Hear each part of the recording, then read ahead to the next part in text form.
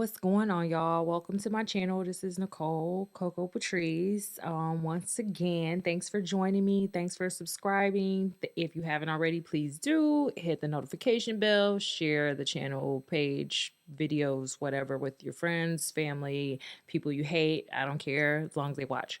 Um, so today, we're just doing a little vlog. I was gonna do this live, but I'm punking out again. Oh my God, I'm punking out again. I don't know. Because, like, who's watching my life? Like, I need to know who these people are. Not like I know who it is when it's not alive, like that part. Today we're just gonna talk about what's been going on with me. So let's get into it. So I started school again. So if for those of you who don't know me well, which is probably most of you, because it's none of your business. Um I am I returned to school just because I got pregnant pretty young, had a pretty unstable time, growing up. And then once I got pregnant, I mean, things didn't get more stable because like people didn't want to step up to what they were supposed to be doing. I'm not gonna name no names. And so, I had to do a lot of the things by myself. So there's that.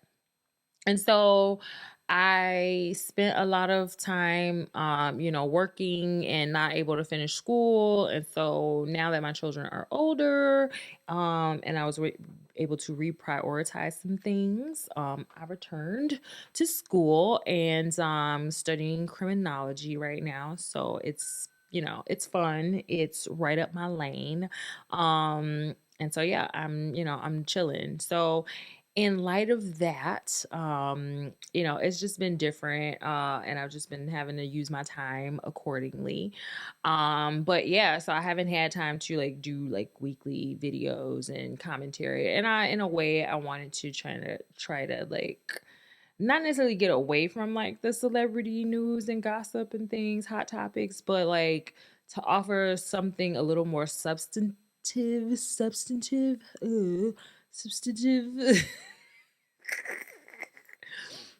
And so, yeah, I mean, there's a lot of stuff going on in the world. There's a lot of, um, you know, you know, issues locally that I'd like to address. One of them, especially being kind of the rift between the Black community and the Latin community, and even like the second generation Latin community, and the newly arrived new arrivals from Venezuela and Haiti and wherever.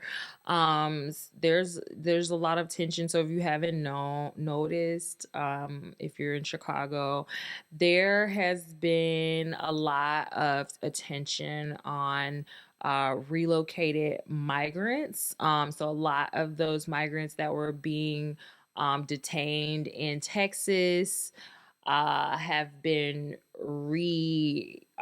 routed, okay, via buses and such, to Chicago and many cities across the United States.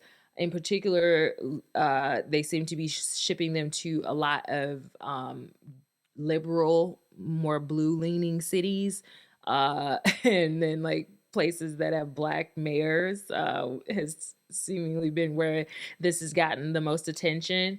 We all know Lori Lightfoot was the mayor of Chicago until recently, and now Brandon Johnson, who is also Black, is the current mayor, and he's dealing with a lot of those relocations. From a lot of the migrants that are being bused here. So a lot of the tension seems to be surrounding the idea, and so I'm seeing tension from. So I can only speak on what I know, and what I do know is that I am a Black woman in Chicago, on the south side of Chicago, who has lived here her whole life, who also works in proximity with some social services and has had some contact with some of the recent arrivals from out of the country, okay, that are seeking political asylum. And for those of you who don't understand what that means, because I feel like I do need to explain that, because I've had to explain it to some people who should know it and are acting as if they know, but the way they're acting or the things they say make it very clear that they do not know and do not understand.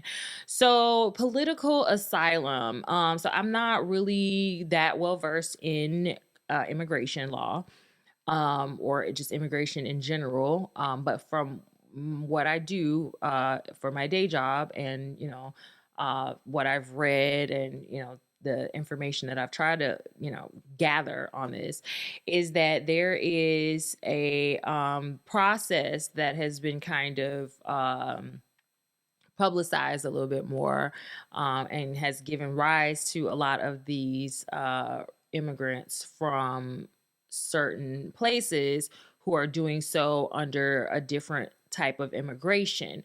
Now, a lot of okay, so let's just kind of make this easy here. So of course people travel, right, and they visit places, right? So usually when you go, like, you go out of town, right, you go out of the country, and you have a passport, right, from your home country, and that is giving you permission to enter another country as a citizen of another country. And then you normally have to have a visa for to legitimize your visit, right? So it's like, yeah, your passport is kind of like your ID from the other country, saying this is who I am and I'm from here and I'm cool, y'all, because like this is who I really am. Like, I'm not on some BS.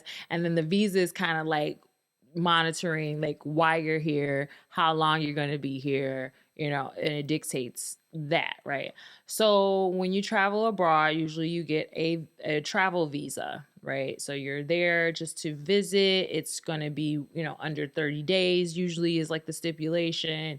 And you're going to not, cause any trouble here, and then you're going to leave or get a visa extension for whatever the reason is that you have to stay longer than the set amount of time, that was set at the beginning of your trip, right?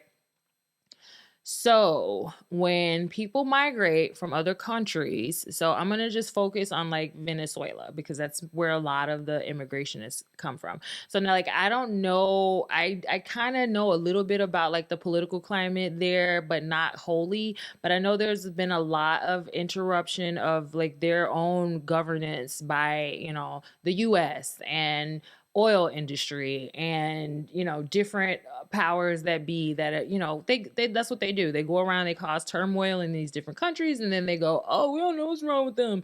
And so that's where we are with it. So there's a lot of violence, there's a lot of persecution, political persecution. I don't know if the gender and sexual orientations and revolutions are playing into this, but that happens as well, where people are being persecuted because of their sexual preferences or their gender or whatever. So either way, we have an influx of a lot of Venezuelan immigrants who are seeking political asylum. And so what that means is that they've come here and they don't have a visa. They're not going the normal process of getting a visa or just coming over undocumented, right, where they sneak across the border and they just, find a way in, and they just kind of get lost into the crowd, and they're just living here, right? So that happens a lot with like us, let's say the DACA, the people that are under DACA, like their parents typically were the ones who came over undocumented and may have faced deportation once, they were working or somehow or another way that people caught up to them, right? So, being that these folks are choosing another path, meaning that they're currently undocumented, but they are supposed to be, so however they're coming over. Now, this is where my details get murky. So if someone has any insight, please comment, let me know. But from my understanding, it's like they're able to say, okay, I am fleeing political persecution. I have nothing. Like, I'm just coming here because it's not safe for me to go back. Please don't send me back. So to avoid being sent back on a bus or plane or whatever back to their home country, they are allowed to stay in certain detention centers. Well, those detention centers are overrun. There's been a lot of issues with how those places are maintained. So we saw the children at the border in these gates and, in these kind of like cells and on the ground and like unattended. You've seen how much like the assault, the sexual assault from like border patrol agents against some of these minors and children and women and God knows what else. So there's been a lot of, controversy around the border and how it's being handled. And I think Kamala Harris was supposed to be overseeing it. And I haven't heard her say a goddamn thing because clearly it's going awry. It's not as easy to fix as people thought. And a lot of those camps at the border were happening under Obama's watch as well. So it's like everyone tried to blame it on Republican policies and on Trump, but it's like, okay, now that Biden's in office, what's changed? It seemingly has only gotten worse. So I can't think of Abbott. Right? Is that his name? The Texas governor, Abbott. Let me just check that out real quick. I think that's his name. Yeah, Greg Abbott. So Greg Abbott is the governor of Texas, and he's been the one who kind of kicked it off and started busing people. I want to say almost like a year, for sure, like 2 years ago. No, I want to say it was like about this time last year is when it started. And so since April 2022, Greg Abbott has been busing migrants to Democratic-led cities across the country, which he has said is intended to provide relief to Texas border communities. Abbott's critics have said he is using migrants as pawns to win political points. And it's exactly what I said, Democratic-led cities. It's been pretty much targeting Chicago, New York, and like places where there are, Democrats in charge so that they can make a point politically. Like, look, these Dems in their cities are trash. Of course, the crime's going to go up in certain situations, and that's what I wanted to talk about. Is how this is affecting like the relationship between the Black community and the Latin community, and how Latin residents, folks who have been here who maybe recently migrated or are documented or are second generation or here on a DACA. How I've seen some of those folks even criticize the migrants. So I find it to be very disheartening. Just the whole process. Honestly, because it's like, this is crazy that, people are being shuffled about in a way that kind of dehumanizes them. Like, it just almost feels like, they're treating them like parcels. And it's very reflective of like our attitude towards Native peoples and indigenous people, and like how we did, the natives here, as far as, the removal of Indians, the Trail of Tears, all of that, like, right? So it's the same energy to me. It's like, these people don't deserve a place, right? And so, or like Palestinians, how, the Zionist movement has displaced Palestinians in Israel. So it's very sad that this is, something that just continues to happen and there's no end in sight. But it is very telling also the way that people who were recently oppressed and still are in many ways have taken the time to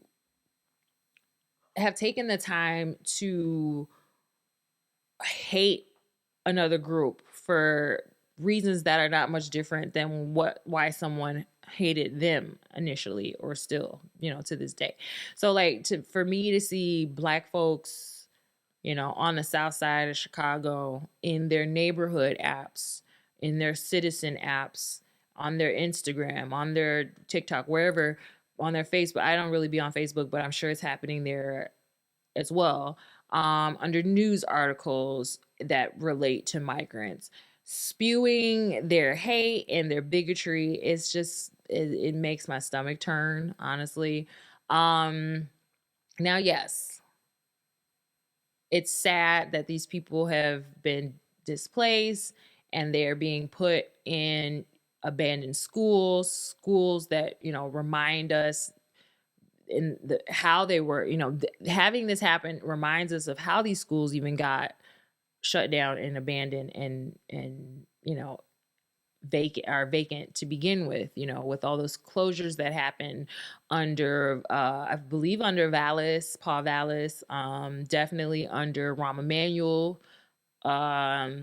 There were so many school closures, right? And so this is why you have these empty schools, in order to house some of these migrants. Many of them are at police stations. I just drove by. One of the police stations has tents. These folks are just in tents, just outside on the sidewalk in front of the police station. So it's like the city is being littered with that population. And I don't mean to say it in a to further emphasize the dehumanization. I mean it just in the idea that it is like many people are looking at it as an eyesore. It is bringing down your property values. It is bringing down the safety in the neighborhood. It is slowing police response. There's multiple factors that are, playing into this, and you do have to look at it in a very reasonable, non-reactive way. But the bigotry is where I'm just like, this is crazy. So I've seen situations where people will post, there were a few videos captured of apparently Latin males fighting black males, and then the caption will say, these migrants are out of control, these migrants are coming over here starting stuff. I knew it'd be a matter of time. They don't know how to act. They don't respect us, XYZ, right? And I just don't like that, because first of all, when you're starting a video in the middle of two people fighting, we don't know what started the fight. We don't know why they fighting. We don't know who started what, right? And then every video you see that someone is saying these are the migrants. How do you know they're migrants? Unless you followed them back to their home, unless you ask them for paperwork, all of the things that you probably should not be doing. There's no way for you to know unless the person was like, and I am a migrant, and then assaulted somebody. This is for the migrant race. Unless that happened, you can't be like, yo, these are the migrants and they acted up. How do you know? So I think that people need to slow down with that. And then just the idea that so many problems that we're trying to place onto this influx of migrants were actually problems to begin with. I've seen people say there's a rise in crime in my neighborhood since these migrants got here. I'm sorry, but if you're on the south side of Chicago in the neighborhoods that you're talking about most of the time, there is no way for you to differentiate a rise in crime because of the migrants. First of all, the data is not even there. So I'm studying right now in criminology, and I had no idea until we had to read up on this, but the FBI switched over their uniform crime report tool. They upgraded it. So the process was initiated in 2017. I'll look it up just to be 100% sure. So uniform crime report. Yeah, so there's a lot of articles here. I want to say, actually, we had to do this in class. I don't know if this was the same article. I think so. So let me just pull this up and we can read along. All right. So what can FBI data, let me just full screen this so I can read. What can FBI data say about crime in 2021? It is too unreliable to tell. So a transition to a new data system creates huge gaps in national crime stats, sure to be exploited by politicians in this election year. So I need y'all to calm the fuck down, because this is it right here. This is it right here. All of this shit is a fucking political ploy, and they're using us like pawns. Black folk, migrant folk, Latin folk, women folk, men folk, all y'all getting played. I just want you to know that right there. Okay, so let's get into it. So this is from the Marshall Project, nonprofit journalism about criminal justice. Okay. So here we go. I'm gonna just read a little bit of this and then we'll break it down and maybe get into some other details. But nearly 40%, and so this is directly from this article, okay, by Wahua Lee. I'm so sorry, Wahua Lee, because I'm sure I screwed your name up. All right. Nearly 40% of law enforcement agencies around the country did not submit any data in 2021 to a newly revised FBI crime statistics collection program, leaving a massive gap in information sure to be exploited by politicians in midterm election campaigns already dominated by public fear over a rise in violent crime. Now, time out.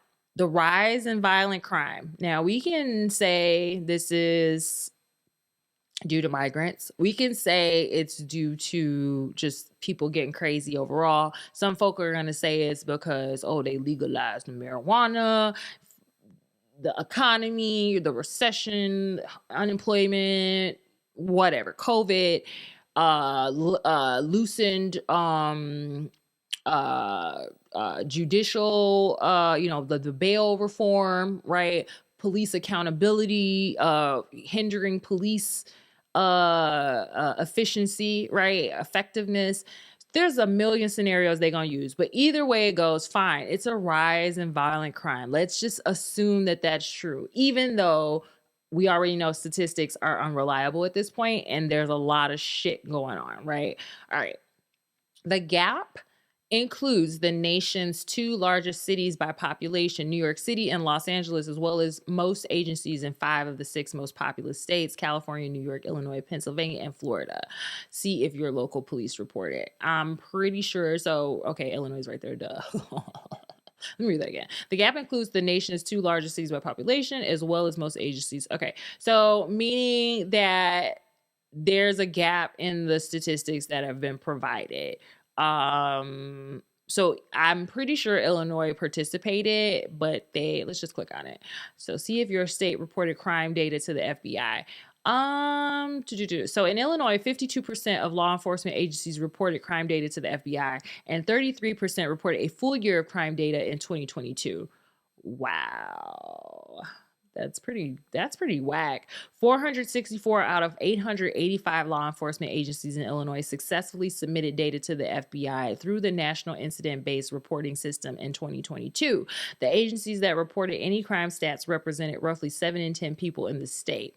42 states and the District of Columbia had higher reporting rates than Illinois. Damn. So Illinois basically dropped the ball. In Illinois, the law enforcement agency with the largest jurisdiction that did not report 12 months of crime data to the FBI is the Aurora Police Department, which did not report any data in 2022. According to the FBI, 198,000 people live under its jurisdiction, which represent 2% of the people living in the state. Now, there's multiple reasons why. So it says Chicago PD fully reported in 2022, reported 7 months in 2021. So CPD cooperated. LA didn't, New York didn't. That's crazy. So that's something you want to keep in mind when you're hearing about, Chicago's crime went up. Well, it's going to go up because the way that they've changed the reporting tool as well. So let's get back into that. So, but just let's put this in perspective. If you have multiple agencies not reporting their data for multitude of reasons, the switch over to this new system, the oversight from, due to police accountability and reform efforts, thanks to, the Black Lives Matter and the George Floyd, protests, you have multiple reasons why the data is unreliable.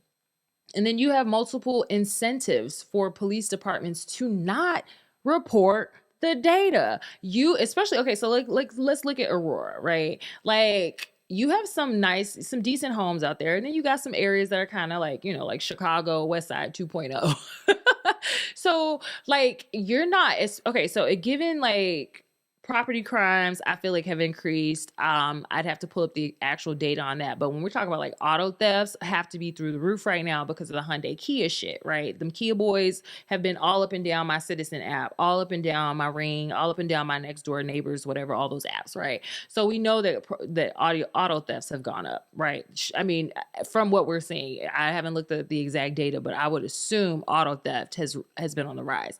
You're not going to want to show that if you're in a neighborhood where, your crime rates are one of the hugest, the biggest draws for people to buy homes there, to sell your home there, to add value to your property. If you own property there, you're not going to even want to put that out there. So many of these police live in these towns, should be residents. I believe most of them stipulate that you cannot represent if you don't live in this area, right? And so you own a home in that area and you're a cop there. Are you going to actively want to report that your crime rates have gone tripled, especially by something that's out of your control, when you know that this is going to be used as a political tool against you at some point? Against you or your city or whatever, and then it's going to hurt you financially, investment wise, professionally. There's no incentive for a lot of these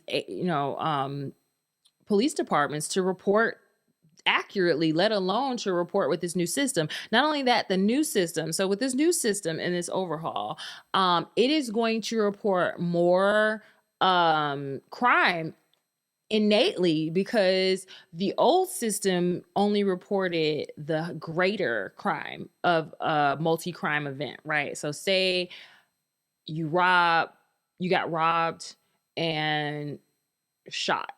Well, the crime report's only going to put you got shot in the prior to 2021. It's only going to say you got shot. It's not going to say you were shot and robbed. So when you're looking at a cascade of crimes now being spread out and itemized and actually accounted for going forward in the new system, there's going to be an uptick in crime naturally. So it's almost like they didn't give the departments any incentive.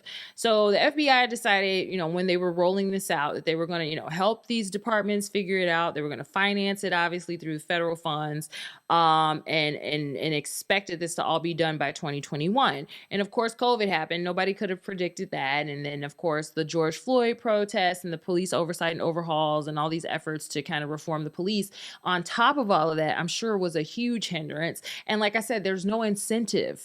I don't see it. Like, I don't see the incentive as an officer of the law, or, a captain or a superintendent or a mayor of a city. I don't see why I would encourage my police department to switch to this new system to make the crime stats go up when we have an election year coming up, a presidential election coming up, when we had, we just had an election for Chicago, like Lori Lightfoot, I'm sure, trying to rerun. She don't want to see a report that says, oh my God, and crime tripled since I've been in office. That's just it's not the thing to do. So I don't know what the FBI was thinking. It feels like sabotage. I'm always going to say it feels like sabotage, but it's just it's insane.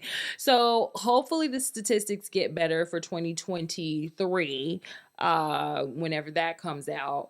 But I have little faith in this process. But yeah, let's get back into this article. So just to kind of reiterate what I'm saying here. So the agency switched to a new system, the National Incident-Based Reporting System. So the old system was the Uniform Crime Reporting Program, the UCR. So, but like I said, the issue with that was that it didn't gather each incident. So this new system, called the National Incident-Based Reporting System, which gathers more specific information on each incident. Even though the FBI announced the transition years ago and the federal government spent hundreds of millions of dollars to help local police make the switch, about 7,000 of the nation's 18,000 law enforcement agencies did not successfully send crime data to the voluntary program last year. So more than half, or less, I'm sorry. So a little more than half of the nation's law enforcement agencies reported. That's so to think almost half did not is just insane. So yeah, 7,000 Yeah, about 7,000 of the 1,800. Is my math not mathing? 9 times 2. Yeah, a little less than half reported or did not report. Sorry. So 7,287 law enforcement agencies did not report crime data in 2021 compared to 11,531 law enforcement agencies that did report. So the new system, so nearly 6,000 agencies reported with the old system in 2020. So you're seeing the differential here in who used the old system and who used the new system. So the new system, they're showing like they had the new system since 1990 something. That's crazy. It's crazy, bro. All right. Anyway, by contrast, in 2020, around 2,700 agencies did not report crime data due to the data to the FBI. In some cases, an agency will submit data, but the FBI rejects it. So there's also that. But overall, like I said, I don't see an incentive. I don't see why, as a law enforcement agency, I'm going to volunteer to make my stats look worse, even though it may be more accurate. But why would I do this to myself, especially in light of everything that's going on in 2021 and 2022, post pandemic, post George Floyd, right? So since 1930, the nation has relied on FBI data collection to understand how crime is changing, such as how many murders or rapes took place last year, which city had the highest murder rate, or how many people were arrested. The data gap will make it harder to analyze crime trends and fact check claim politicians make about crime. So anything you hear out these people's mouths about crime, there's almost no way to prove it. So just be cognizant of that is all I'm saying. We'll likely have a lie to have to live, I'm sorry, with with greater uncertainty for at least a couple of years, criminologists say. Jacob Kaplan, criminologist at Princeton University, said because many big cities and populous states stop reporting, it's especially difficult to draw conclusions from the 2021 data. So, like I said, let's just not rely on what they're saying this election cycle, because no one actually knows. It's not going to do the national debate over crime levels or crime solutions any good at all. It's like almost useless, right?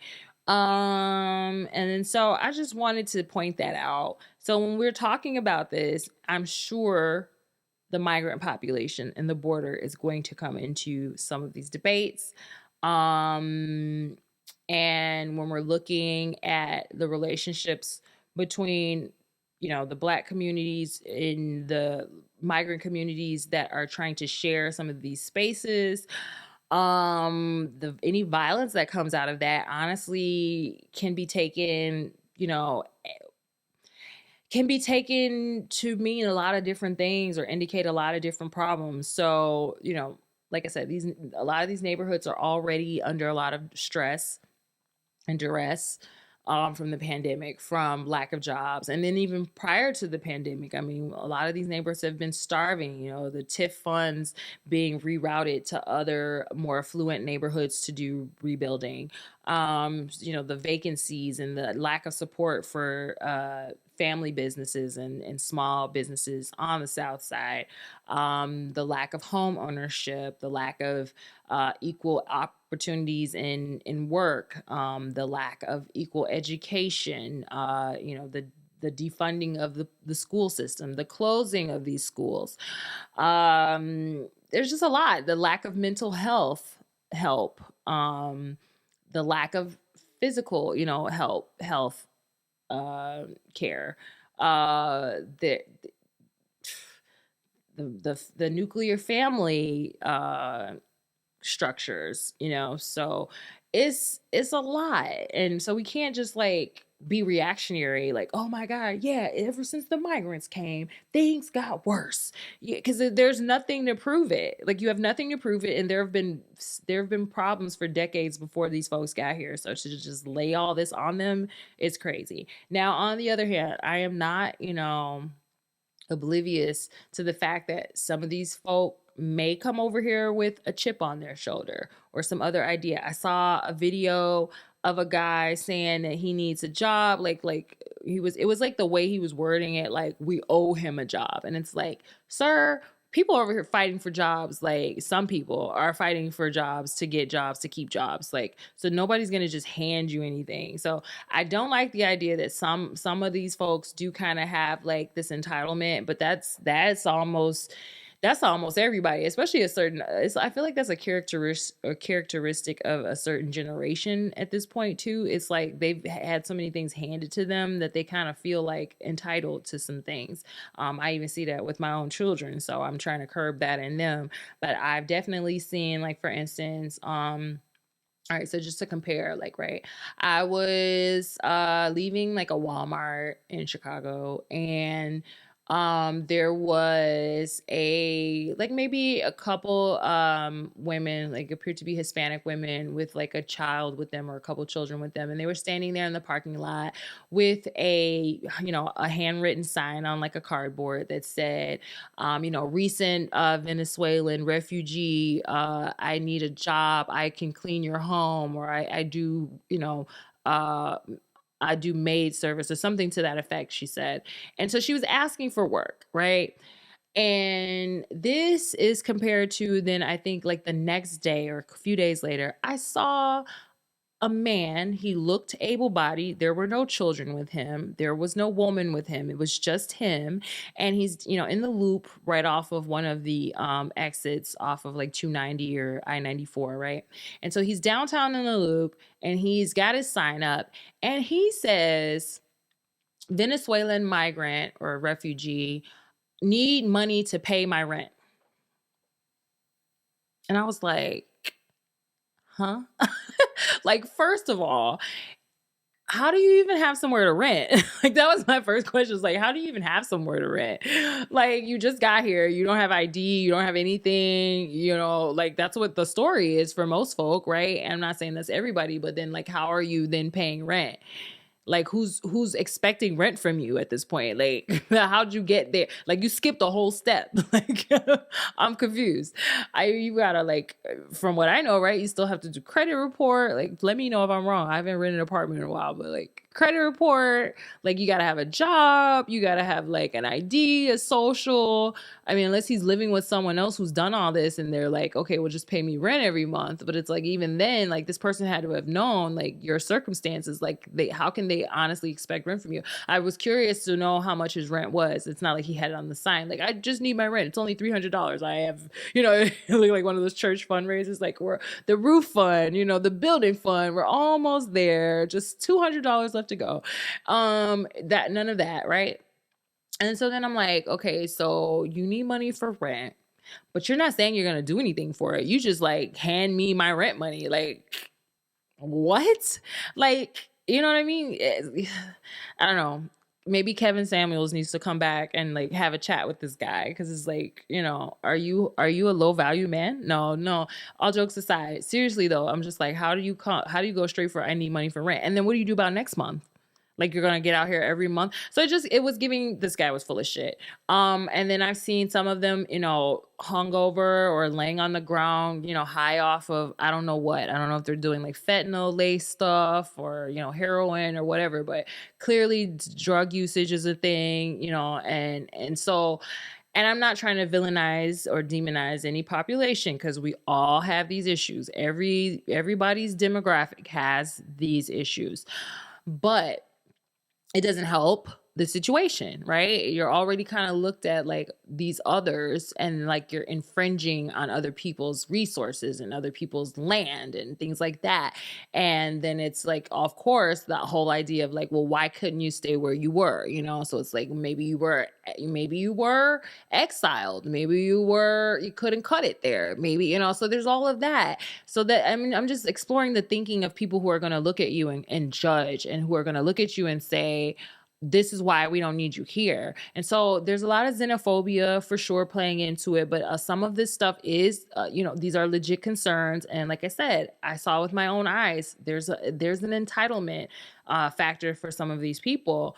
Because I'm bilingual, I will get to see some of the Latin communities take on some of these things. And so I've clicked on a couple articles, and I've seen like where like the second generation kids, or even those who were first generation and are permanent residents, or gained citizenship or naturalized or whatever, where they're saying some of the same things like that a lot of the Black community are saying, is like, why are they so entitled? Who told them that they're supposed to get this, that, and the other? You know, when you get your feet on the ground over here, you should have just got to work like my father did, like I had to do when I got here. Like we went and we worked hard. So I feel like a lot of, especially like a lot of the Mexicans that I know from Chicago, are kind of like giving them the side eye, because it's like, we were not welcomed. We were not able to openly walk around and be like, yo, I'm a migrant. Yo, I'm here illegally. Yo, you know, whatever the case may be.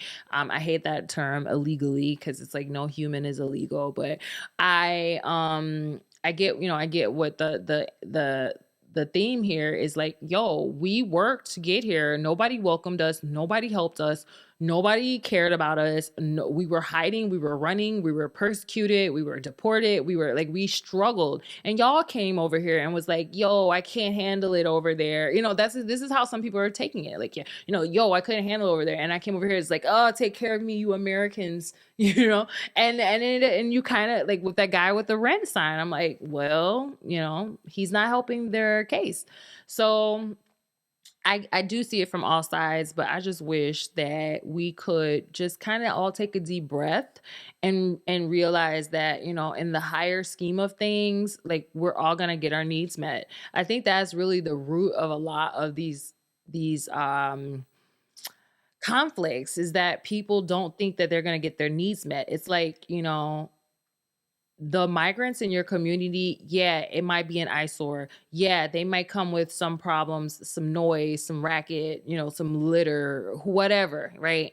Um, yeah, they may impede some things with the police station. I heard like the police station is making them leave out during the day and they can come back at night, because, you know, it's like kind of unsavory and probably a little unsafe for them to be in the department while, you know, other people are trying to get in and handle their business and report crimes and things like that. So, and then I heard that there was like some fights at the police station where like a migrant, like, I don't know if this was like an actual, let me see if I can pull it up. Migrant, I wonder, like this whole time I've been like talking to y'all and I don't know if I had the camera on me. Nope, I've just been talking and it's just oh my god. So yeah, I don't know if there's been like I don't know if there's been a lot of crime. So this was like, let me pull this one up. Migrant crime Chicago. Let's just see what happens. Migrants. All right, so here we go. Wow. I didn't want to pull this up and saw some crap on here. I was like hoping that it was just like all flowers and lollipops. I honestly had no idea this is what I was gonna pull up. But I've heard several stories. Like one of them was about migrants getting into fights with each other at the police station. Like one group of migrants, someone stabbed another one or something I heard about. I don't know if it was a rumor or if it was confirmed. So that's what I was trying to pull up to confirm it. I heard that there was one cop that like impregnated a minor that was with the migrants that were being kept at the police station. And, you know, they're like sleeping on the floors and it's crazy. It's insane. It's so inhumane. Like I just, I just want to see an end to this and like a good outcome for as many people as possible. But I know like everyone's not going to be happy and someone's going to be hurt and pissed off in the end. But yeah, let's see if I can pull this one up. All right, so like this one here, and then I'll go back full screen so y'all can see it. All right, so 4 arrested after officers attacked, radio stolen at near West Side Station, police say. Incidents occurred earlier this week at the district station in the 1400 block of South Blue Island Avenue. I don't want to sign up.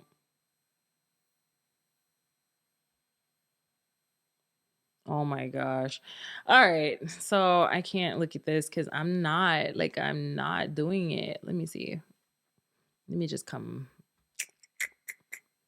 Sign up for our morning newsletter to gain access. Like, do I have to pay something? Because I don't like y'all like that. Cabrones. They doing me so wrong. I don't like how they be doing this. Let me just do this. Let me figure this out real quick. Because I really want to read this article.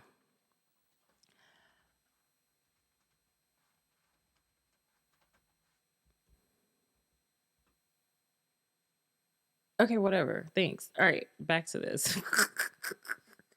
I don't care about your subscription. All right, back to this. So, can y'all see that? Yeah. All right. Awesome. All right. So, I want to see if I can zoom in a little bit. Or no. Oh, there we go. All right, here we go. So, all right, so correction, an earlier version of the story erroneously implied that all 4 people arrested in the incidents were migrants. The Sun Time regrets the error. See what I'm saying? Like, we're so careless, bro. And it's like, it's not helping them. Like, y'all villainizing and demonizing a whole population. And it's pretty neglectful, negligent, right? All right, so 4 people were arrested after officers were allegedly attacked or threatened, and a radio was stolen at the near West Side District Police Station in separate incidents this week, authorities say. What? The theft occurred around 6:20 a.m. Wednesday at the station at 1400 block of South Blue Island. Another person then attacked an officer who started chasing the thief. And this is where the other incident was at, this Blue Island location. Jeez. Another person then attacked an officer who started chasing the thief, police said. 2 suspects were taken into custody, police said. The officer was taken to a hospital thanks for the ad, in good condition. That incident came a day after a woman allegedly attacked an officer who was working at the station. She fled, but was later located in the 1700 block of West Taylor Street and taken into custody. The woman, 20, was charged with a misdemeanor count of battery, police said. Also Tuesday, a man, 20, threatened an officer at the station, police said. He was taken into custody and charged with misdemeanor counts of criminal trespass to property and assault. The station where the incidents took place has been one where the city has housed asylum-seeking migrants in cramped conditions as they initially arrived to the city via buses from Texas and other states. While a police report about the incident Wednesday stated that one of the people arrested was from Venezuela, another person involved listed an address from the South Side, and police could not confirm the status of the others involved. So only one of those 4 people were confirmed to be a Venezuelan asylum seeker. Yeah. So let's see. And then I'm gonna see the other article. Chicago will spend $255.7 million on migrant crisis by year's end, mayor says. Alderpersons were not told where the tent cities would be located. They were simply asked to identify potential sites in their ward. Yikes. And that is as of, let's see if I can pull this up. So yeah. All right. City Hall. So Chicago will spend $255.7 million on migrant crisis by the year end. And so the aldermen obviously are not happy.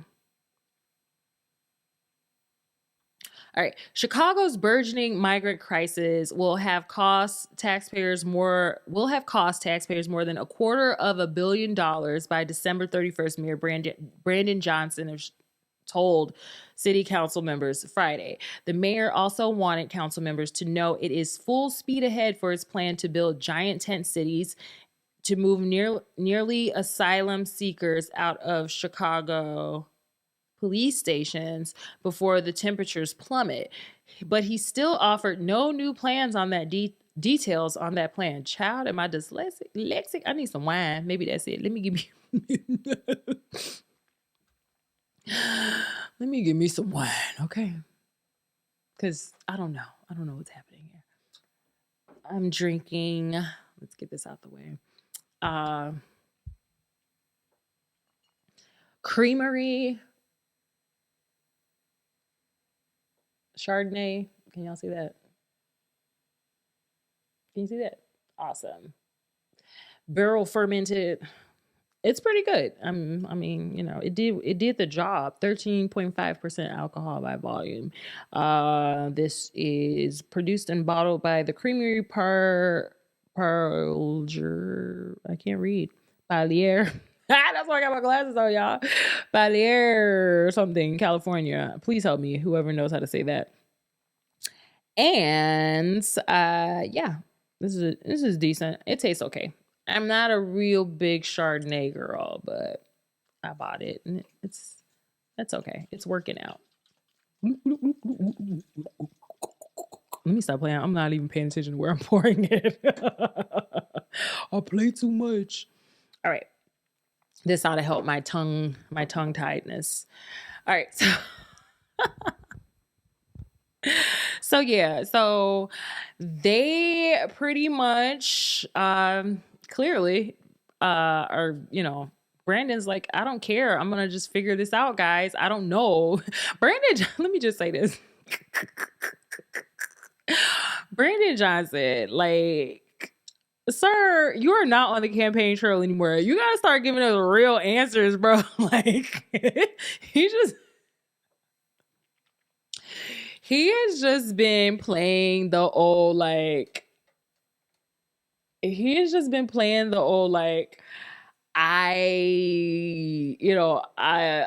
get back to you on that. Like, we're still working on it. It's on our list. Like, has his first 100 days passed already? Like, do they do that like the president, where like he has to give his report on his first 100 days, like the state of the city address or something? Yikes. Anyway, all right, back to this. Let's go ahead and get into it. So the mayor also wanted council. Okay, I passed that. One day after the Chicago Sun-Times disclosed the parameters of Johnson's bold plan. I don't know what's so bold about it. It was like, literally, it's a tent city. I mean, I get it, because it is kind of like being proactive about them, being housed somewhere, hopefully not painfully cold, because I know they ain't ready for this Chicago winter, boy. That's gonna thin the herd, baby. And yeah, so like, like, we have tents under, the Stevenson or whatever, or is it Stevenson or wherever the interchange is, the Jane Byrne, I guess that's what they call it, interchange.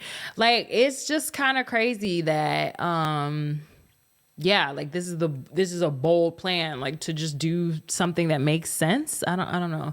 The next best thing, I guess. I don't know. And it's not like this is like the ultimate solution. So I don't know. I don't know what I would do if I were mayor, but I just don't think these people are being realistic. Like, this is not something you can just keep band-aiding and hoping it gets better. Like, it's a huge issue, and it's just seemingly just mushrooming, out of control. So I don't know. The mayor and his top aides held a series of virtual briefings to enlist the help of Chicago alderpersons in identifying vacant land where the winterized base camps, in quotes, could be built. Included in the Johnson administration's hold on. Included in the Johnson administration's presentation were a series of graphics laying out the cost of a humanitarian crisis with no end in sight. So that's what I'm talking about right there. Now, at least he has a grasp on, like, if we do nothing, it's going to be worse than if I throw some money at it. And I agree with him there.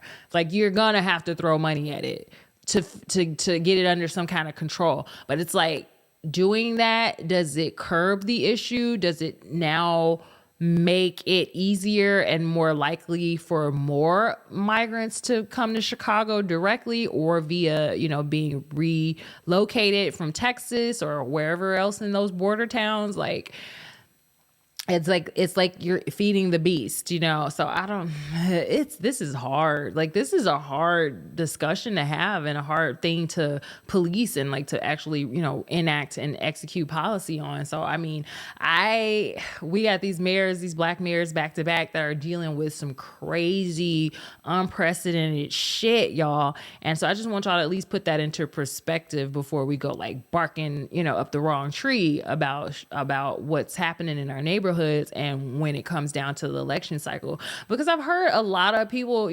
start saying, oh, well, I'm gonna vote Republican now. And I'm not here to discourage anybody from voting however they want to vote, but I do want you to be discouraged in just being reactionary, and not looking at things objectively and logically, and knowing that there's a lot of room for people to spin these issues, and that you honestly have to use some common sense, use some intuition, and use your own, intelligence and kind of analyzing what's in front of you, whether it be something you've seen with your own eyes or statistics or, graphs and assertions made about the current climate politically or, economically, crime wise, all of that.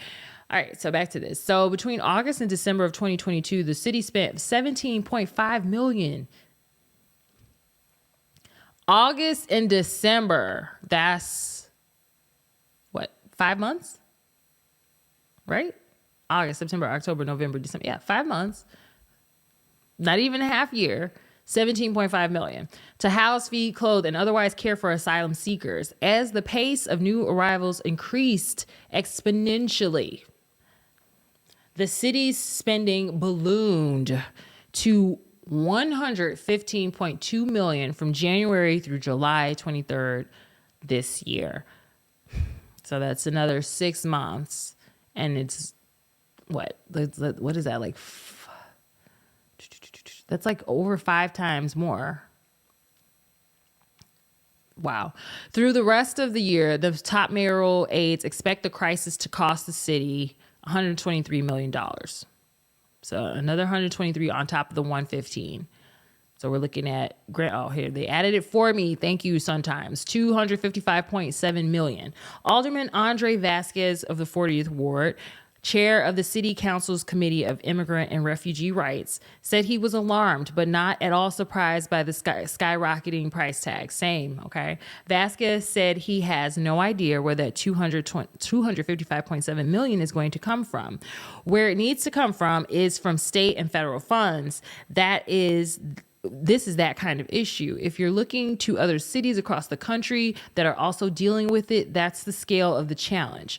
We need the state and the governor to convene other cities in Illinois to identify where else folks can take on some capacity. So they're trying to spread the burden amongst the rest of the state. And then we need the state and the federal government in regards to more funding and expedite work authorizations. So a lot of these folks can't even work because they don't have the legal authority to do so. There was another article that popped up. I'm not going to read it, but if you're interested, it came up on this actual same thread on the last article, at least I saw. I don't know if you guys saw it. There was a barber arrested for practicing illegally without a license, and happened to be a migrant, I guess is what the headline said. So I didn't read into it, but if you're interested, definitely go pull that one up, because I'm sure that plays into a lot of it. It's like, you want these folks to come over here and get to work, but some of them can't get to work. So, I mean, in the guy's defense that's out there asking for rent money, I just still feel like he should have worded it a little bit differently. You know what I mean? Like, I need some new Jordans, y'all. No, I'm just playing. But yeah, it's like, what would, like, and then you gotta really pick your pitch depending on your audience, right? Like, Black people in the hood are not going, like, we don't be giving out, I don't know, I don't think we really be giving out money like that anyway. Like, when I'm at the Starbucks or like the Dunkin' drive-through, and like the person usually is camped up, there's usually some people that already know the deal. On my side of town, at least, they camped up at the Starbucks or the Dunkin' at the right at the window, or at the end of the driveway out the drive-through. And so, like, they're fighting with those established panhandlers, And but they need to pick up some game or something. Like, I mean, they just be out there just shaking a cup. Hey, be out to give me something to eat, you know. And I mean, yeah, I don't know why they're not sticking with the hey, I mean, give me something to eat, you know. They better learn. I mean, get something to eat. I don't even know what they be saying out there. I mean, give me something to eat. All right, here you go. Or like, I remember there was one time when I was on the red line. Woo, shout out to the red line. I was on a red line, and I'll never forget this. This guy was asking for $5. He wasn't asking for change. He wasn't asking for $1. He said $5. And somebody tried to hand him like some change, and I think he threw that shit back at them. From what I remember, he threw that shit at them. Was like, I need $5. I was like, what the fuck? Oh, what I'm gonna get with this shit? It was like, nigga, more money. Add that shit up, nigga. Clearly you failed math. He don't need a job. He needs some accounting skills. I don't know what we're going to do. But anyway, so we need the state and the governor to convene other cities in Illinois to identify where else folks can take some capacity. So that means downstate, that's y'all. And then we need the state and the federal government in regards to more funding and expedite work authorizations. Alderman Ray Lopez later issued a statement saying he is cautiously optimistic about Johnson's proposal, but called it simply unacceptable that Chicago is forced to shoulder the burden for asylum seekers because of the federal government's unwillingness to address this crisis decades in the making. Ray, you ain't lied, okay? Ray Lopez, you ain't lied. It's God, this is such a tough thing. Like, I don't see how anyone can just decisively be like, this is what needs to happen, because it's a very it's a multifaceted problem. It is very complex, and someone's going to get hurt one way or the other in the end of this. Like, people are going to lose. Someone's going to lose out. During this week's Sun-Times interview, Johnson repeatedly refused to rule out budget cuts or tax increases to deal with the burgeoning humanitarian crisis, which has brought 13,500 migrants and counting to Chicago since last year. He did say, quote, sacrifices would be required, and the cost of not making those sacrifices would be far greater and would trigger chaos, end quotes. Vasquez, however, doesn't believe there are other ways to get the money. I think it is really trying to identify what the other funding sources are, whether there's federal stimulus funds that can be used, if there's grant money, if there's federal money, or more offered by the state. Whoo, child. During Friday's slide presentation, and so there's a graph here on year-to-date costs by agencies. And so, bro, this wig band a little tight. I feel I'm about to turn this video off, yo. I'm getting a little numb up here in the amygdala. My amygdala numb. All right. That's what I want, because I don't have no feelings for these hoes. All right, anyway. So August to December, they're showing the spending here, and then they're showing the estimates. So this is just showing the projection, the data that we were talking about earlier about how much they're projected to spend and what the total would be from last year and, well, through the rest of this year. So this is January. This was last year to December. This is January 23 through July 23 to show you that 6-month span there. And then there is the rest of the year, or 7 months, and then the rest of the year to total the 255 we were talking about, $1 million. All right. And so during Friday's slide presentation, city council members were shown pictures of what the giant tents would look like. They include frames, rows of cots, mess halls, and attached heating and air conditioning units. Trailer-like portable toilets were parked adjacent to the tents. Now, you already know Muggs is about to be complaining about this shit. First of all, I'm surprised the homeless ain't been protesting. Like, where they at? Have there been like homeless people like, out in the streets marching about this shit? Like, hold on, y'all gave them state of the art tents and shit, and we've been out here, barely making it with cardboard. And then y'all was like, I know in New York they were like throwing the tents away. So this is very interesting. Like, this is very interesting juxtaposed to like I think it was Eric Adams was like throwing the tents away, and like there's been several accounts of major cities kind of coming down and destroying these tent cities, or at least trying to curb the level of comfort that they're finding there, right? And so for you to do that and then turn around and be like, oh, here's these state of the art tents with like condo like amenities. I'm not trying to exaggerate it, but honestly, it's like, come on, AC, heat, a mess hall, like portable toilets, like that's luxury. I mean, we were housing some of the homeless in hotels during the pandemic. Obviously because of the demand with the travel bans and everything and everybody being on these quarantine orders. So that allowed for, the hotels to kind of have that space to do that. And then governments got emergency funding to do things like that. So, I mean, we kind of have to look at Joe Biden too and be like, bro, where's the money? Like we still need funds to help with all of these problems that are still going on, but they kind of want to make it up in their mind that we've gotten over the hard part financially or economically, and it's just not so. We've not returned to normal, and there's still a lot of the effects of what has happened, and those shutdowns are still very prevalent, right now.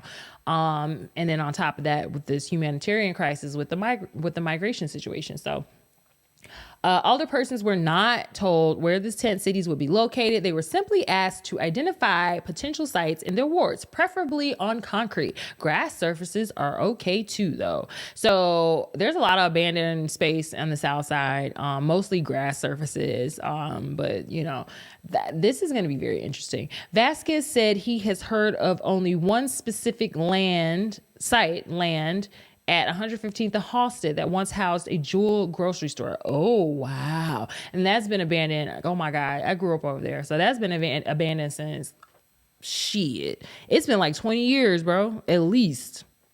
Honestly, they're already looking at different sites to identify what's possible, similar to shelter sites. When they see candidates or opportunities in wards, they'll be communicating to alders on the ground to let them know what it looks like. This is a site they're gonna be moving forward on.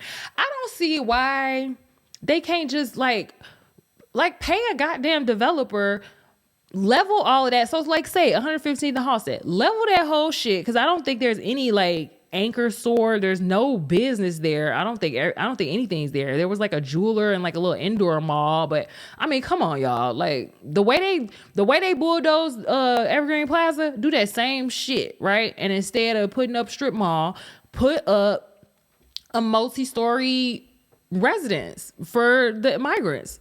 Problem solved. Like, I mean, I don't know. Like, I don't know what to tell y'all, but y'all need to think of something. Y'all need to think bigger. I feel like tents ain't the way to go. That's like another Band-Aid, and it's just another mess, and it's just something else somebody else got to move and reconstruct and refit. You know what I mean? Like, just the way y'all do all this development downtown, the way y'all throw them dorms up, the way y'all renovated Northwestern Hospital, the way y'all added all these dorms for, I think it was like Roosevelt and Roosevelt, DePaul, and somebody else I think was sharing like the student housing center that they threw up over there on. I want to say it was on like Ida Wells Drive or something like that. It's over there somewhere near DePaul. But yeah, like, I mean, I don't know what's stopping y'all from having a government funded building, multiple stories, just very small, basic apartments to house, or different sizes, but just as as a means to have another place where you can kind of revolve the recently relocated, right? So like, I mean, you got to have a system, right? So like, I mean, yeah, you can hold them in certain centers and kind of vet like who gets priority to get those types of housing. Like, I would prioritize women and children and let these men fend for themselves, just like y'all do with anything else. Like when I was homeless and I was in shelters, like homeless men were not allowed in most of those places. The only time you were allowed is if you had a child and you were with the mother of that child and y'all were living as a family in those shelters where family dynamics were allowed, where men were allowed, due to the nature of having,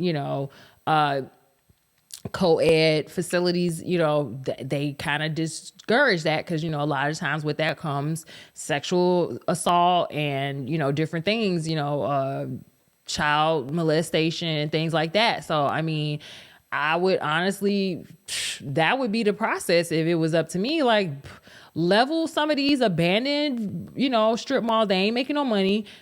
But see, that's the thing. Whoever the developer is or whoever owns that property is probably going to try and put a crazy price tag on it. But I mean, eminent domain, right? Ain't y'all got lawyers for that, city of Chicago? Like, that's eminent domain. Holla. Bulldoze that whole shit down. This the price we giving y'all. Give us our, I know they'll sue the shit out of them, but I mean, what are we going to do?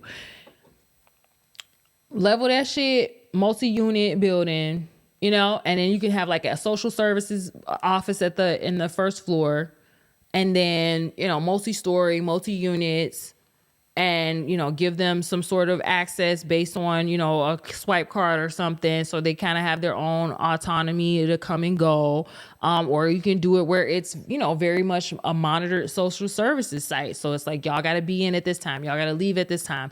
Y'all got to go look for work during these hours. We'll help you do this. You can only be here for this many months before you have to go get on your own. We wait on because honestly, that's what the process is. It's like they come over here, they're looking for asylum, right? And so they fill out the paperwork with immigration or whatever to have a date set for court. From what I know, those dates are somewhere around 6 months, like 5 or 6 months out. So they have a bit of time that they have to wait until they're even seen for that. What happens after, I don't know. I've seen some circumstances where these people say that they want to seek asylum and then they say that they're not. And then I don't know what happens then. Do they get just kind of lost in the shuffle and then they're just kind of waiting to see if they get caught up and deported? I don't know.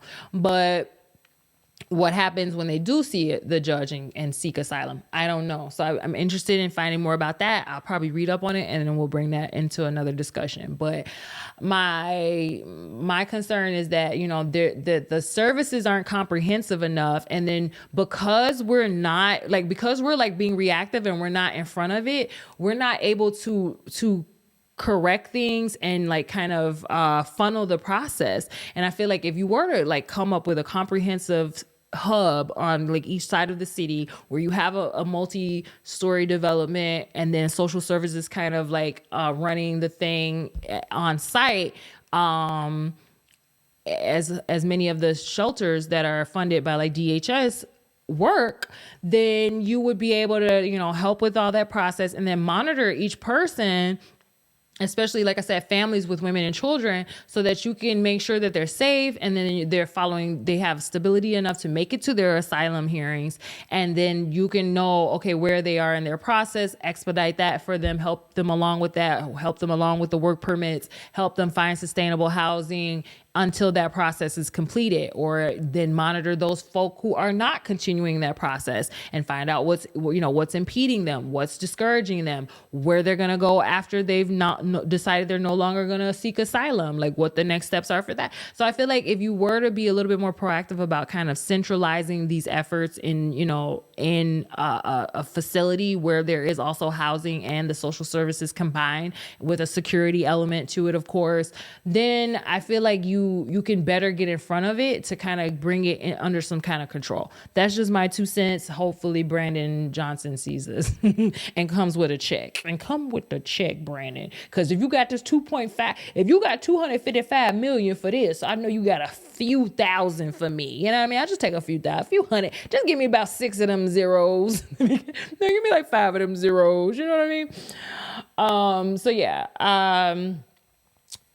All right, so here we are. They're already looking at different sites to identify what's possible, similar to the shelter sites. When they see candidates or opportunities in wards, they'll be communicating to alders on the ground to let them know that it looks like this is a site they're going to be moving forward on, Vasquez said. Alderman Nick Sposato, 38th, said during the virtual briefing he attended, top mayoral aides said there were 5 more buses on the way. Oh my God. This is just the tip of the iceberg. The floodgates are open. But that's what I'm saying. Like, there has to be a way to kind of curb it and not maybe not so much discourage more people from being shipped here, but to make it where the process is so tight that it's like, if you're not honestly here to seek asylum and you do not have a legitimate case for political asylum, you don't even want to bother with the process because you already know it's going to lead you to nowhere. So unless you have a legitimate reason to go through this process, as opposed to the other forms of immigration, then you're going to be discouraged from doing that. And we're going to lead you back to square one because you wasted your time trying to claim political persecution. So, I mean, I'm not trying to discredit people who are saying that, but I'm just saying if there were, and I just feel like it would be naive to think that there aren't people who are not taking advantage of this, that there aren't people who are taking advantage of this process. So to alleviate that, I would definitely make it a lot more, strict, a little bit more organized. And that would help, to pinpoint who is doing what and why and where they're going to end up, and kind of discourage anyone who thought that they were going to just, kind of sneak in and do whatever, is going to know that, no, we're figuring this out. We're watching you. And if you're not about what you said you're about, we're going to ship you right back to where you were at. And you're probably going to be worse off than you were before you started. So don't even do it. That's my 2 cents. All right. So this is just the tip of the iceberg. The floodgates are open. They mentioned the state, the governor, but nobody ever said a damn word about the president, calling out the president. Let's secure our borders. Whoop, whoop. Sposato want that smoke. Sposato said he was not surprised when the mayor and his lieutenants refused to say how many tent cities they plan to build. Whoo, child, it's getting messy real quick. I really believe they don't know. They don't. They can't say they're going to build 3 of them when really we're going to need 50 of them, right?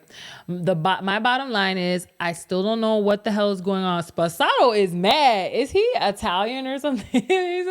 He's giving ethnic pissed, okay? Other than they're just saying, come on in, we're gonna house you, we're gonna feed you, we're gonna clothe you, we're gonna do everything for you. They're digging in on the fact that we're a sanctuary city. He is so right. I think at some point we have to say we can't do this anymore. No, he is so right. It is like a matter of like the ego, like going, well, we did say we were a sanctuary city and we're gonna stand on that, but it's like at some point you do have to kind of like go, but we can only do so much. Like, I need y'all to like figure something else out on your own. Cause you're like, y'all are whole adults. Like, maybe leave them alone. Maybe let them figure it out. Maybe not threaten them with deportation, but also be like, yo, you got to do the asylum work or we're going to find you. Like, we're going to find you and we're going to send you back to the back of the line.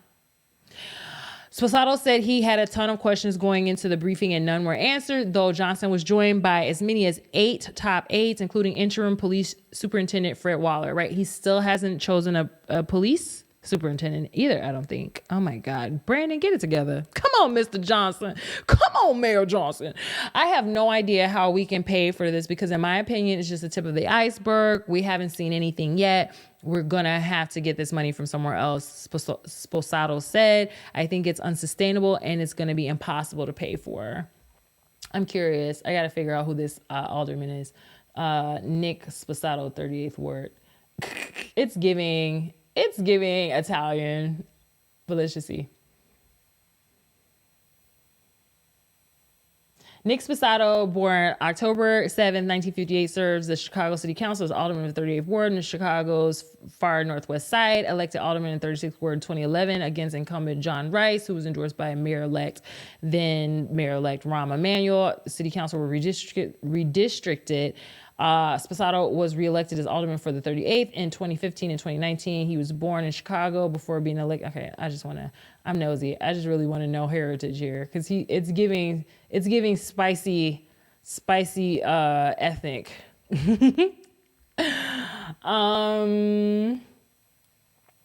So before being elected city council, Sposato was a firefighter for 18 years and served in the local school council of Sayre Language Academy and president of the Trinity High School Fathers Club. Sposato has multiple sclerosis and uses a wheelchair. Oh, I was like, why don't I know this guy though? I've never seen his face.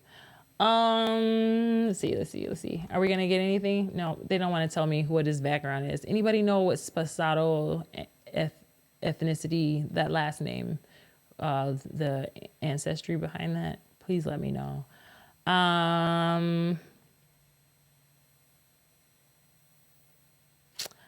Tensions be building with his refusal to support police accountability measures, worries about socialists and commies having too much influence in society. Yeah, he's giving like old school Italian, like Bridgeport. Oh my God. Is a social conservative when it comes to race and LGBTQ issues and has faced criticism for remarks on these subjects. Yeah, he clearly don't care what he say, okay? Because the man was popping off. I'm not mad at him, no. Stand on your shit, okay? I just want to see. I'm nosy. Nick Sposato. What's the word I'm looking for? Ancestry. There we go. I don't know if it's going to answer me.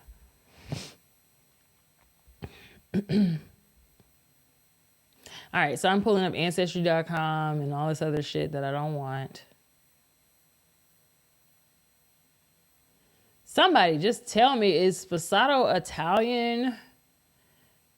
Yeah, I'm thinking it, right? Italy. Yeah, I'm thinking Sposato is Italian. Sposato.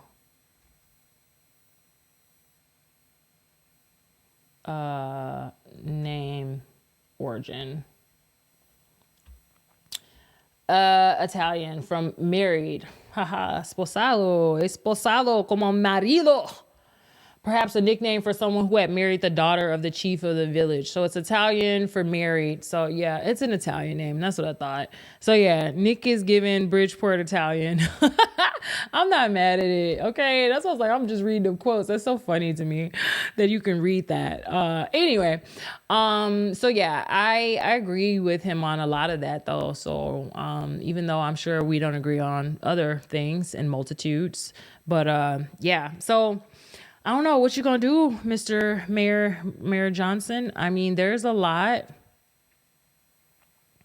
going on. There's a lot left to be desired with this whole tent city idea.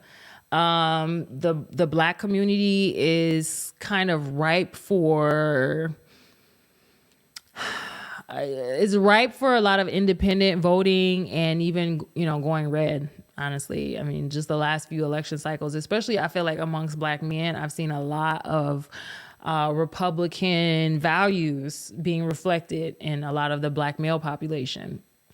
And I'm not judging. Like, I mean, I feel like everybody should vote for their best interest, but also you want to hold your people accountable to what they said on the campaign trail or whatever it is that you feel like they were putting forth as their priority. Like, you need to hold them to it. Just like I'm sure everyone who voted for Brandon Johnson is expecting him to do something about crime, do something about police accountability, do something about building the community partnerships with the police.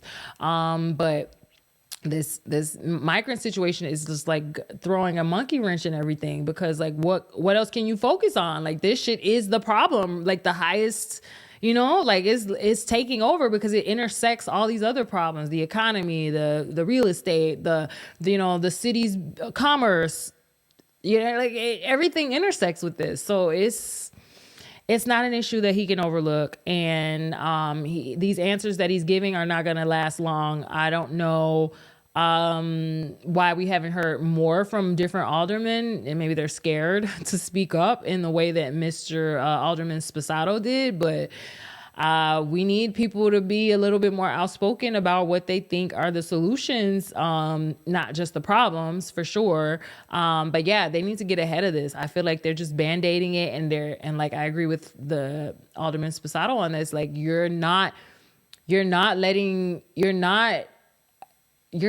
making it clear that you're overwhelmed. Therefore, it's just going to keep getting worse until you like honestly admit, like, I need a break here. We need a moment. We need to, maybe we can't handle this. Maybe we aren't equipped to be a sanctuary civil city to no end. Like, there are finite resources and finite space here and finite,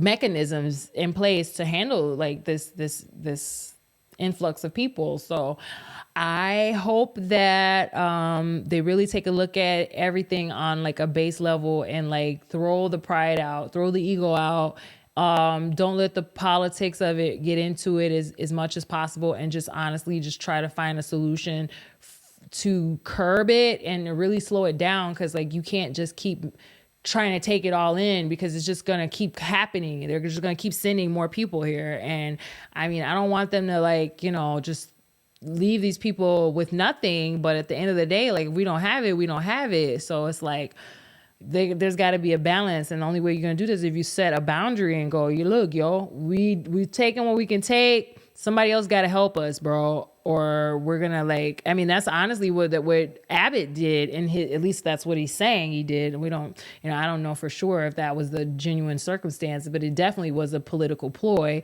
But even with politics aside, like you have to at some point admit, like, yo, we can't do this. Like we need help. We need everybody, all hands on deck. And I feel like that's a very good point. Like what does the state of Illinois gonna do? What is, what's his name? Pritzker. What does Pritzker got to say about all this? Let's see if we can find, before we go, let's find a Pritzker migrant.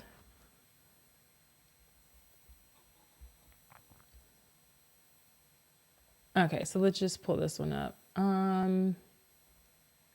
So it says Pritzker Johnson. Richard J. Daley was the boss. I didn't ask for this. Used the river. Silencio. Okay. Pritzker Johnson pressed Biden to allow migrants to work while seeking asylum. Okay. So, yeah. The state's most powerful Democrats marked the first anniversary of the arrival of the bus of migrants sent to Chicago by Texas Governor Greg Abbott after crossing the southern border by pressing President Joe Biden to allow migrants to work in industries facing labor shortages.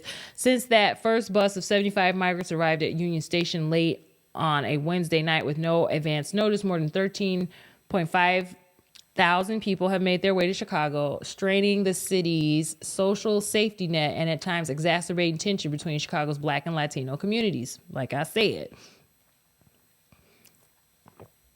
With approximately 6,700 people taking up every spot in 15 shelters, more than 2,000 men, women, and children are being forced to sleep on the floors of police stations across the city and at Chicago O'Hare International Airport, according to city data released by the mayor's office Wednesday. This was written August 31st, 2023.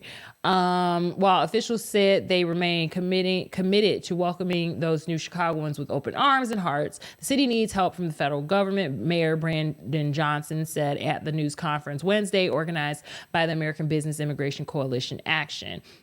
Let me state this clearly. The city of Chicago cannot go on welcoming new arrivals safely and capably without significant support and immigration policy changes, Johnson said one day after he and Governor J.B. Pritzker sent a letter to Homeland Security Secretary Alejandro Mayorkas asking for assistance. So I need to look at that. Johnson spoke with Mayorkas earlier this week, and he said he is scheduled to speak with him again on Thursday. So yeah, I'll figure out what happened with that. Maybe we'll talk about that on the next episode.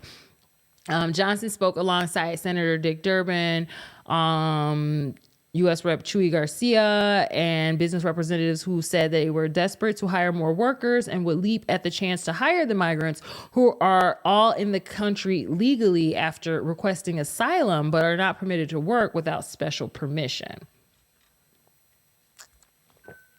More than a month ago,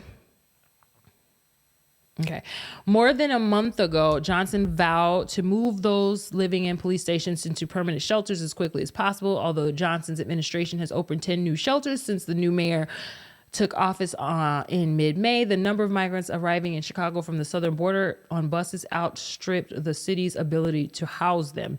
There is no indication that Abbott will stop sending migrants to cities like Chicago and New York to embarrass Democratic mayors for Biden, who is running for re-election. Since the first bus arrived a year ago, it has become increasingly clear that welcoming new arrivals is not a short-term crisis, but a long-term dynamic. Both Johnson and Pritzker called on Congress to overhaul the nation's immigration laws, but acknowledged that those efforts are incredibly unlikely to succeed 15 months before the next presidential election and while Republicans control the House. Pritzker also asked the Biden administration to bear more of the cost of feeding, sheltering, and providing medical care for the migrants. In the past 12 months, the state has spent $250 million to care for the migrants, and while city officials, have spent $100 million, the governor said. And this was based on those other numbers. So totally, we're going to end up, over 200. Well, about 255 million. All right. Under typical rules, the immigrants seeking asylum in America have to wait 150 days after submitting their application to ask officials to allow them to work. That permit cannot be granted until 30 days after they ask for it. However, because of massive backlogs, permits nearly always take much longer to be issued. In all, state and city officials have received just 38 million in reimbursements from the Biden administration. Wow. Although it is the federal government's responsibility to care for those awaiting hearings on their request for asylum, Pritzker said. We have the jobs, we have the people, we just need authorization from Washington, said Pritzker, who has been a major supporter of Biden's reelection bid and will host the 2024 DNC convention. Democratic National Convention, where Biden is set to become his party's nominee for another term. So excited. Woo! Illinois is facing labor shortages in food processing, clean energy, healthcare, including nursing and dentistry, transportation, warehousing, and more, according to the letter Pritzker and Johnson sent to Mayorkas. Immigrants from Afghanistan, Cuba, Haiti, and Ukraine. I don't know why I said Afghanistan like that. Afghanistan, Cuba, Haiti, and I don't know how to say Ukraine, but Ukraine are permitted to work in most cases while awaiting a ruling in their asylum case. And the migrants who ended up in Chicago after traveling from Central America should enjoy the same status, officials said. Oh boy. Chicago has long protected undocumented immigrants. The city's status as a so-called sanctuary city dates back to 1985 when former mayor Harold Washington issued an executive order prohibiting city employees from enforcing federal immigration laws. It became law in 2006, reaffirmed after the 2016 election of former President Donald Trump, and expanded in 2021. So this gets more into how the crisis was inherited by Lightfoot, what was going on in Texas, what happened with the backdrop of COVID, and just all of the frustration that came along with that from Alderman Jeanette Taylor, who blasted Lightfoot's decision to open a shelter in a shuttered school without consulting the community or developing a plan to ensure the safety of everyone in the area. Taylor warned that the Spanish-speaking migrants would also be isolated in a black neighborhood. Si tú es un migrante que se siente solo en nuestra ciudad porque no habla inglés, háblame por lecciones de inglés, y también si es un negro o alguien que habla inglés y que quiere aprender español para hablar con nuestros vecinos nuevos, inmigrantes de Venezuela o lo que sea, en español, los que hablan español y quieren hablar o comunicar con esas personas, háblame por esas lecciones, okay? I was just saying, like, yo, if y'all having problems out here talking to each other, holla at me. I'll teach you a little something, you know what I mean? You know what I mean? All right. Since the shelter opened, Taylor said it has proven to be a nuisance and a magnet for sex trafficking. Ugh. Does she have proof?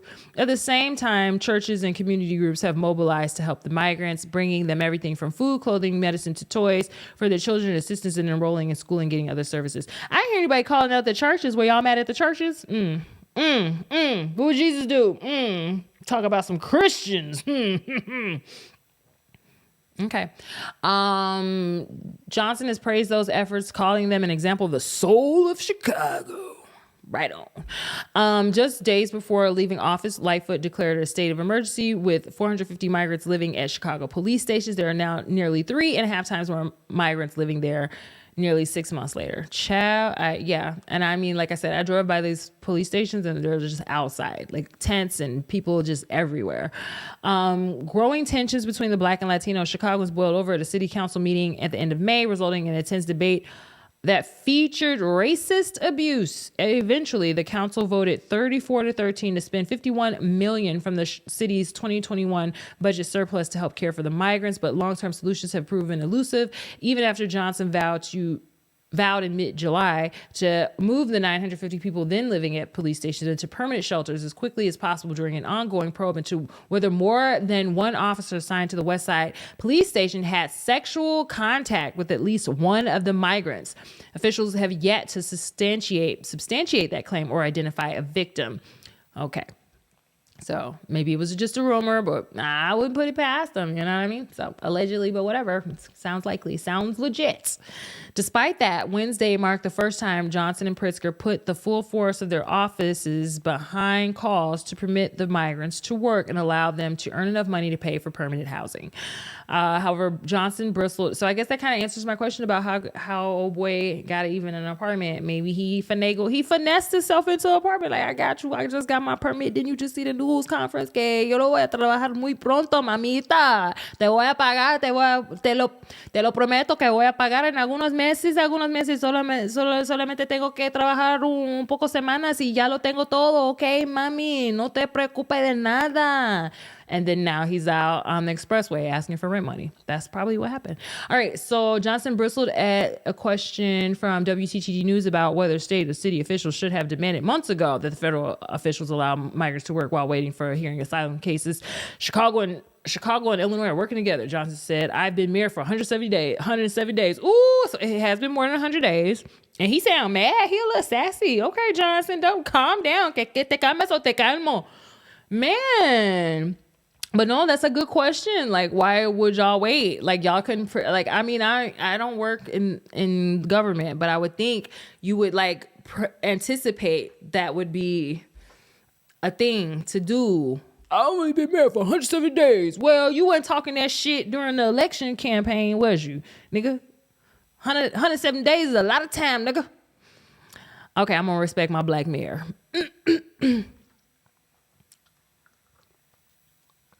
So yeah. So as you can see, we're behind it. We're not, we're not getting in front of this. We're not moving fast enough. And it's just too many holes in this for it to be a good outcome for the migrants or the citizens of Chicago, especially the Black community. But I'm going to end this by saying, Black folks, we have endured a lot. This is nothing. Like, I know it seems like something very insurmountable, and on top of everything else that's been going on, it feels like, oh my God, what else can we take? But honestly, I feel like there's more good to come out of it than bad if we look at it the right way. Now, if we continue on the path we're on now, where we're, falling into the xenophobia, where we're using racist tropes, where we're stereotyping and being bigoted, then yeah, it's going to end up bad, because how long you think y'all going to be dealing with these folks in a disrespectful way before it becomes a massive thing? They're already, you got to have some empathy, right? Like, yeah, you may be downtrodden. Yeah, you may have, as a Black person in Chicago, right? You may have limited opportunities. You may feel the brunt of the racism in policing policies and brutality at the hands of the police and policy and all of that, economic, suppression and all of that, right?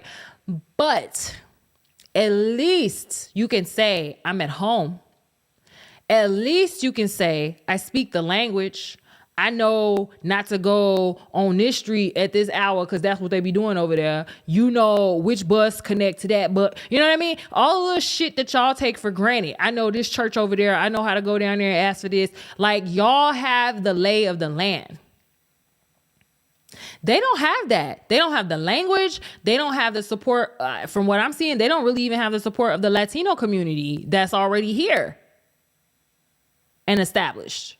Second generation, first generation, DACA, permanent residents, naturalized. They don't have their support, not in an overwhelming way that I'm seeing. So these people are truly alone in a foreign place, fleeing from God only knows what horrendous things that they've experienced and seen. So let's have some grace. Let's be patient. But let's not give up on pressing the issue with our politicians, making it clear that we need better solutions, long-term solutions, and not being so emotional and reactionary that we allow the rhetoric of these politicians coming up in these elections to cloud the overall point of all of this, and that is to be human, to offer help to those in need, and to understand that we're all part of the human race, and that's it, that's all. And especially as Black folk, knowing what it feels like to be on the bottom, knowing what it feels like to be overlooked and a second thought, an afterthought, being on the receiving end of the violence of policy and law, right? That we understand their plight in a way that probably nobody else really understands, okay? You would expect that, many recent arrived, immigrants from other countries understand this and can empathize or sympathize with them and offer some help, but it doesn't look like it's happening. So I'm not saying it's our responsibility to empathize with them or to help them, but if it's not in your nature or you don't feel called to extend the help, at least get out their way and don't vilify an entire group of people based on your preconceived notions or bigoted rhetoric that has come, from all sides. You cannot look at a person and tell that they're a migrant. You cannot listen to a person and tell that they're a migrant. Okay. Only way you know a person is a migrant is if you ask them or you have verifiable paperwork documenting their travel history, a passport, a visa, an asylum application. Other than that, you don't know. You cannot look at someone's name and determine that they're Latino or what their immigration status is. Okay. So let's stop doing that first and foremost. Okay. You can't look at someone's name and tell what language they speak. You cannot look at someone's face and tell what language they speak. You cannot listen to the language they speak and determine what their nationality is. You cannot look at what language they speak and determine what their immigration status is. So let's just stop being ignorant. That's my first assignment for us Black people. Extend some grace. Stop being ignorant and calm the fuck down, because we've been through worse and we're going to make it out of this. And even if we picked up all the migrants and moved them somewhere else right now, we're still going to have huge problems in our community. So let's work with these people as much as we can when we can. Let's learn some Spanish, please. Okay. Because it's going to help so much. If you haven't gotten the memo, you need to learn some fucking Spanish. You're not going to make it. You're not going to make it. It's like God is like making it very clear that as Black Americans, we probably should learn some Spanish.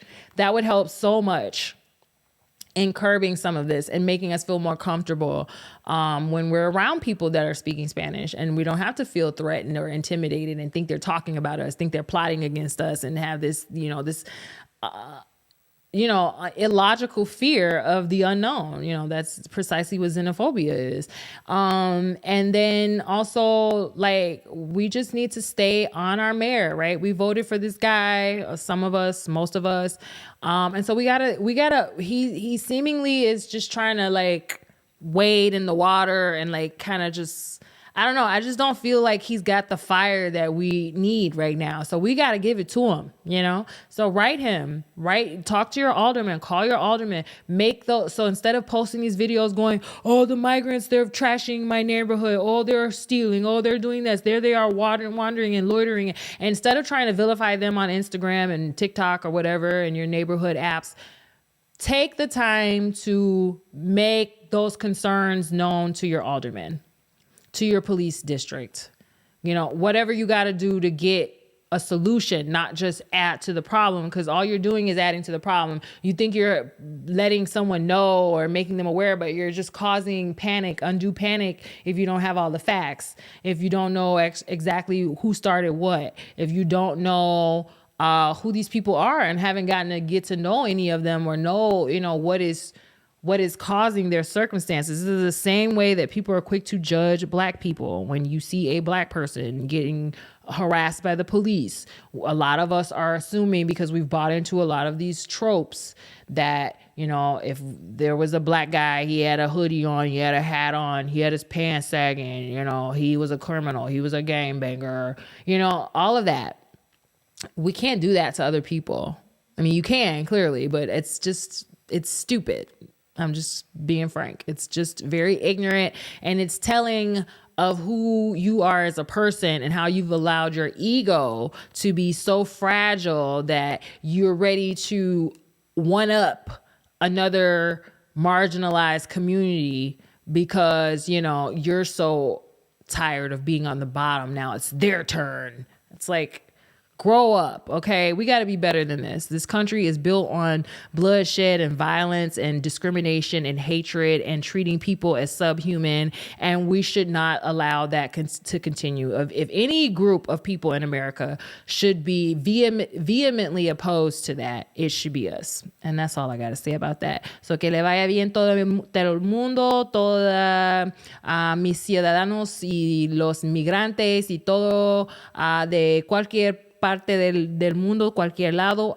Thank you to all of you, my Chicagoans, my fellow Chicago citizens, and everyone from beyond, and everyone alrededor, everyone from beyond Chicago. Thank you for tuning in. If you have not subscribed to my channel, please do. Que se suscrita a mi canal y toca la campana, hit the bell so that you can get the notifications. Para las notificaciones, toca la campana, y que nos vemos, nos hablamos, y deja sus comentarios si tiene algo más decir, algo que quiere corregir de este presentación, de este video. If you got anything to say or add or correct, just leave it in the comments. And I appreciate y'all for tuning in, and just, let's all just breathe. Let's all just breathe and learn some Spanish, que aprenden español y que aprenden inglés para que podemos comunicar entre nuestras comunidades so that we can talk to each other in our communities. Let's learn each other's languages and enjoy each other's cultures. Because, that's where it is, baby. It's like, that's where it's going to get real good, baby. So let's get into it, y'all. That's all I'm saying. Estamos unidos, ¿no? Un día. All right, y'all. Take care. Bye.